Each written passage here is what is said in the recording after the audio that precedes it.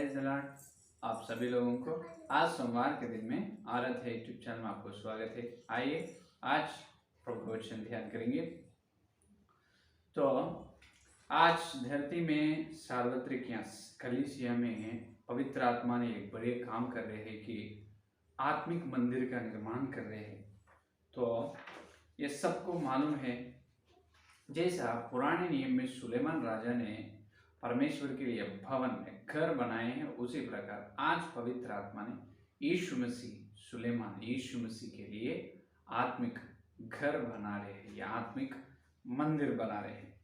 तो उसके बारे में आज अपन ध्यान करेंगे। तो यहाँ पर बात यह है कि विषय ये है कि पहले एक घर या एक मंदिर का निर्माण करना है, तो कहाँ पर करेगा उसका निर्माण कहाँ करेगा? तो नेव डालकर उसका निर्माण करेगा, है या नहीं?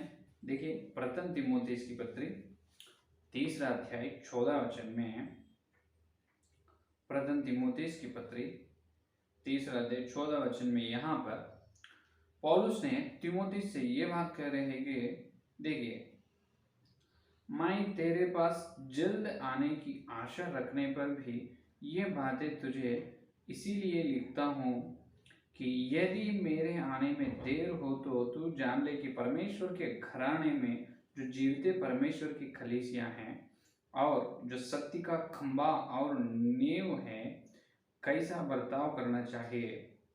जीवित परमेश्वर का घर ये कौन बना रहे हैं? पवित्र आत्मा। प्रथम पेतरुस की पत्री 2 अध्याय 5 वचन में अपन देख सकते हैं। प्रथम पेतरुस की पत्री 2 अध्याय 5 वचन में देखिए यहाँ पर, तुम भी आप जीवित पत्थरों के समान आत्मिक घर बनते जाते हो, जिससे याजकों का पवित्र समाज बनकर ऐसे आत्मिक बलिदान चढ़ाओ जो यीशु मसीह के द्वारा परमेश्वर को ग्रहण योग्य हो। यहाँ पर देखिए, अपन जीवते पत्थर है, तुम भी आप जीवते पत्थरों के समान आत्मिक घर बनते जाते हो। अपन आत्मिक घर बना रहे हैं पवित्र आत्मा ने आज।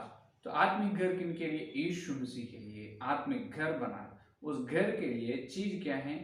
घर के लिए चीज विश्वास लोगों का समूह, विश्वास लोग है।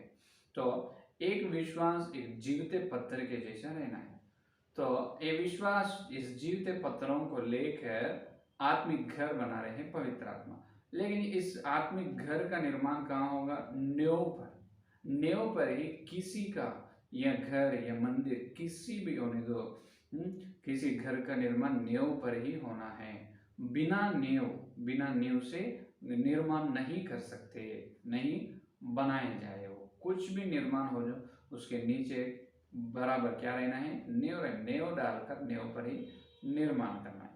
तो जब सुलेमान राजा ने अपन देखे तो पुराने नियम में नींव डालकर उन्होंने जो यरूशलेम मंदिर, जो यरूशलेम घर को बनाया है सुलेमान राजा ने, है यानी जो यरूशलेम मंदिर को बनाए, नींव डालकर बनाए। आज भी नए नियम में पवित्र आत्मा ने नींव डालकर आत्मिक घर को बनाया। वो नींव क्या है? एफिसियों की पत्री में बताया गया। देखिए एफिसियों की पत्री 2 अध्याय 20 वचन, एफिसियों की पत्री 2 अध्याय, देखिए 2 अध्याय 20 वचन में ये बता रहे पौलुस जी ने, देख सकते हैं अपन।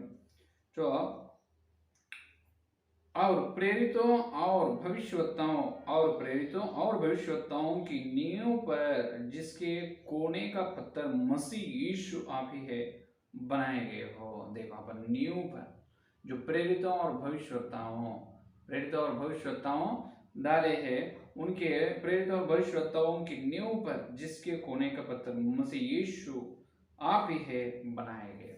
अपन यीशु मसीह कोने में पत्थर है और प्रेरित और भविष्यवक्ता ने डाले, उस नींव पर अपन बनाया जाए। तो ये प्रेरित और भविष्यवक्ता ने क्या नींव डाले हैं उसके बारे में अपन ध्यान करना है। तो वो उसके बारे में अपन सारे पवित्र बाइबल में 66 ग्रंथ अपन ढूंढना पड़ेगा, कहाँ है इस नींव। आत्मिक मंदिर निर्माण के लिए, आत्मिक मंदिर का बनाने के लिए नींव कहाँ पर है, कहाँ पर नींव है, उस नींव कौन से अध्याय में है, कौन से पुस्तक में है, नए नियम में पुराने नियम में, वो पूरा अपन ढूंढना। लेकिन अभी ढूंढने की नहीं है, क्योंकि पवित्र आत्मा के द्वारा यीशु मसीह ने लिखाया गया सीधा सीधा अपने को न्यू बताया है, वो इब्रियों की पत्री में बताया है पूरा। इब्रियों की पत्री 6 का अध्याय दूसरा वचन में देख सकते हैं। और देखिए पहला दूसरा, इसीलिए आओ मसीहा की शिक्षा के आरंभ की बातों को छोड़कर हम सिद्धता की ओर बढ़ते जाएं और मरे हुए कामों से मन फिराने और परमेश्वर पर विश्वास करने और बपतिस्मा और हाथ रखने और मरे हुओं के जी उठने और अनंत न्याय की शिक्षा रूपी नींव फिर से न डाल।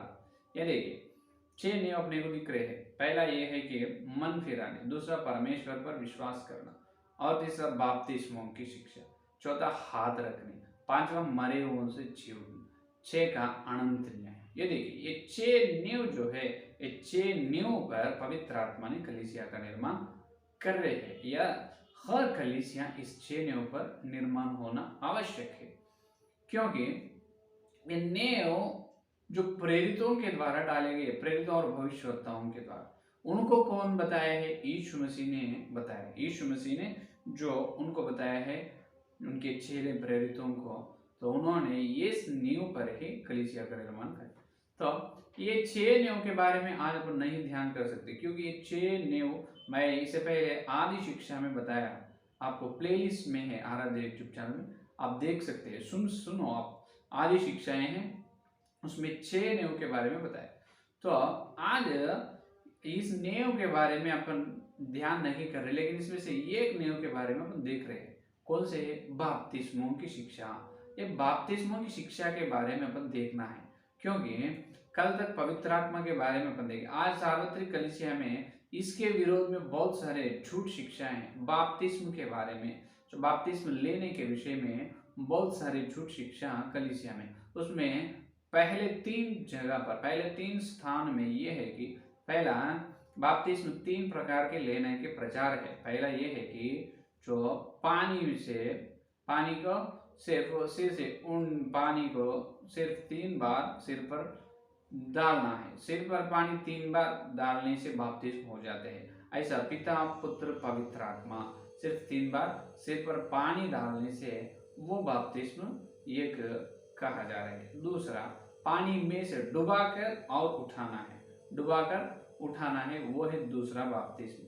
और तीसरा बपतिस्म ये है कि सैल्वेशन आर्मी एक डिनोमिनेशन है, तो उनका बपतिस्म ऐसा रहेगा, एक झंडा, क्रूस का झंडा रखेगा, क्रूस का झंडा को खड़ा करके उसके नीचे से विश्वास को ले जाएगा, झंडा के नीचे से।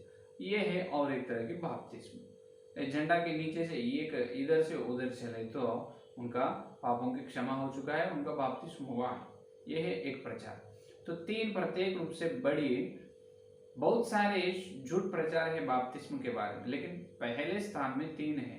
जो सिर पर, कौन से सिर पर, जो 3 बार पानी ऐसा सिर पर छूना है, पानी 3 बार, उसको बपतिस्म कहा जाता है। और पानी में डुबा के और उठाना ये एक है, और झंडा के नीचे से ले जाना। इस 3 में से कौन सा सत्य है? कौन से है सत्य, सच्चाई बपतिस्म के बारे में, वो अपन देखेंगे। तो पहले अपने को सच्चाई मिलना है तो यीशु मसीह जो किया है वो अपन करना है। यीशु मसीह ने तो जो बोले हैं और उनके 6 प्रेरित जो करे हैं वो अपन देखना है, तभी अपने को सत्य मिलेगा। क्योंकि अभी नेव खराब हो तो घर या मंदिर बिल्कुल खराब होगा।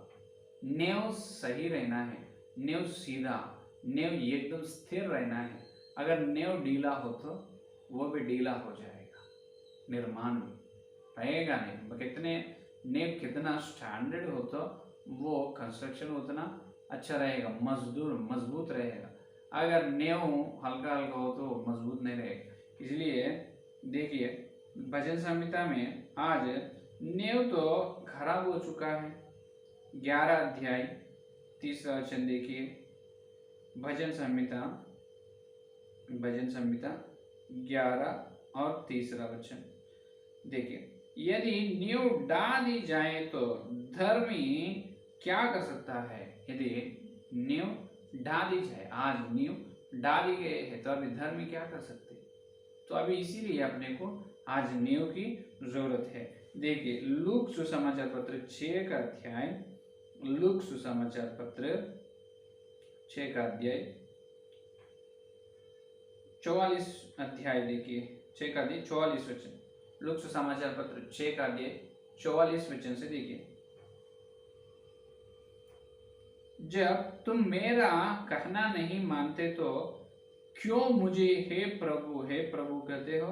यीशु मसीह ने कह रहे, तो तुम मेरा कहना नहीं मानते तो, तुम मेरा बात को नहीं मानते तो तुम हे प्रभु बोल के क्यों कह रहे? और देखिए, जो कोई मेरे पास आता है और मेरी बातें सुनकर उन्हें मानता है, मैं तुम्हें बताता हूँ कि वह किसके समान है। वह उस मनुष्य के समान है जिसने घर बनाते समय भूमि गहरी खोद कर चट्टान में नींव डाली, और जब बाढ़ आई तो धारा उस घर पर लगी, परंतु उसे हिला न सकी, क्योंकि वह पक्का बना था। परंतु जो सुनकर नहीं मानता वह उस मनुष्य के समान है जिसने मिट्टी पर बिना नींव का घर बनाया। जब उस पर धारा लगी तो वह तुरंत गिर पड़ा और वह गिर कर सत्यानाश हो जाए। ये देखिए, यीशु मसीह ने कह रहे हैं कि मेरे बात को सुनकर मानने वाला, यीशु मसीह के बात को सुनकर मानने वालों को एक मनुष्य से तुल्य किया, और सुनकर ना मानने वालों को एक मनुष्य से तुल्य किया। यीशु मसीह के बात सुनकर उसको अनुसरण करने वालों का स्थिति ऐसा रहेगा कि उन्होंने उनका घर मिट्टी को खोद कर चट्टान पर और नींव डालकर उस घर को बनाएगा। क्या कहे? खोद कर चट्टान में नींव डालकर घर को बनाएगा। तब वह कितने बाढ़ भी आने दो, बाढ़ भी आए हो तो धरा उस घर पर लगने दो, जितना बाढ़ भी आने दो और धरा जितने वर्ष की धरा उस पर लगने दो, लेकिन वो क्या होगा? गिरेगा नहीं, हिलेगा नहीं, क्योंकि वह पक्का बना था। वो चट्टान में नींव डालकर, वो खोदे है मिट्टी को खोद के चट्टान में नींव डालकर बनाए। और एक घर है, इसका मतलब और एक मनुष्य यीशु मसीह के बात तो सुनते हैं लेकिन मानेगा नहीं, अनुसरण करेगा नहीं, तो उनका स्थिति कैसे रहे? मिट्टी में घर बनाए जैसा रहेगा। मिट्टी में घर बनाए तो बाढ़ आए और धारा लगे, तब क्या होगा? ये हिल जाएगा और गिर पड़ेगा, हिलेगा नहीं, हिलकर गिर जाएगा, सत्यानाश हो जाएगा।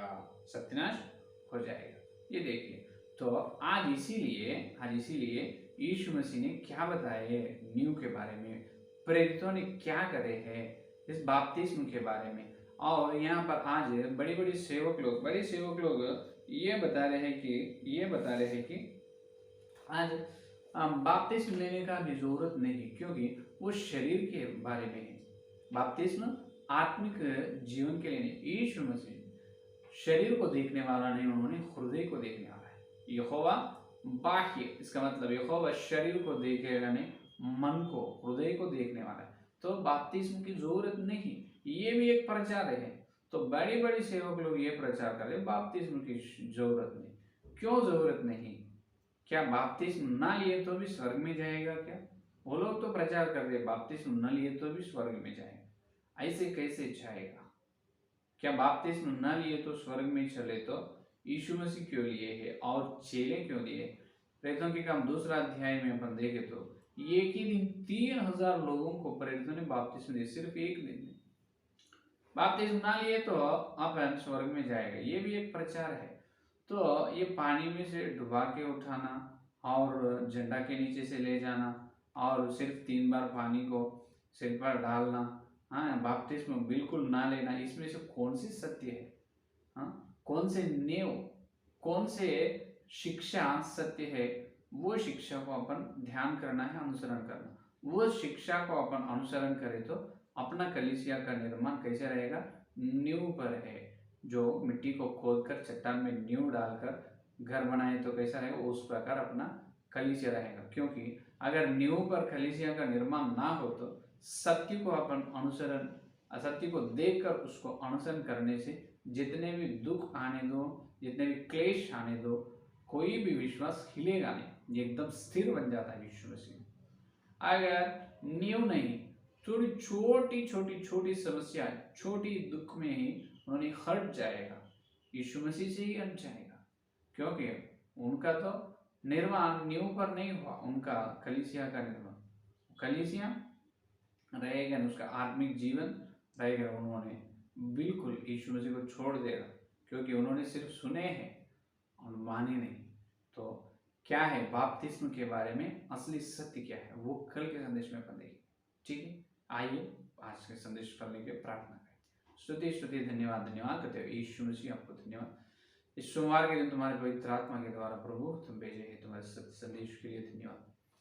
हे प्रभु, तो आज पवित्र आत्मा के द्वारा आत्मिक घर बनाने जा रहे हैं, उसके लिए विश्वास को जीवित पत्थर के रूप में आप इस्तेमाल कर रहे पवित्र आत्मा को धन्यवाद।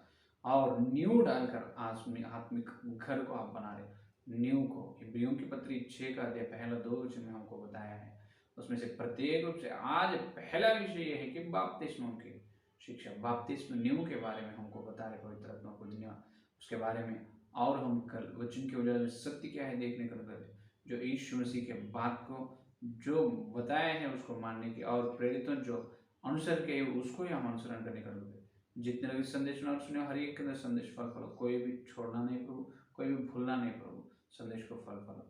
और कल मिलते हैं जब बड़ी वचन गहराई में मिलने का मिलता है। इस सारे प्रार्थना के यीशु मसीह के नाम से मांगते हैं, आमीन आमीन। परमेश्वर का प्रेम से हाँ कर दो, पवित्र आत्मा की सहाबत है लेकर प्रभु ने तक सारे भक्तों को विशेष रूप से नींव पर कलीसिया का निर्माण करने की प्रतिज्ञा की, सदा साथ रहेगा। आमीन आमीन। Praise the Lord.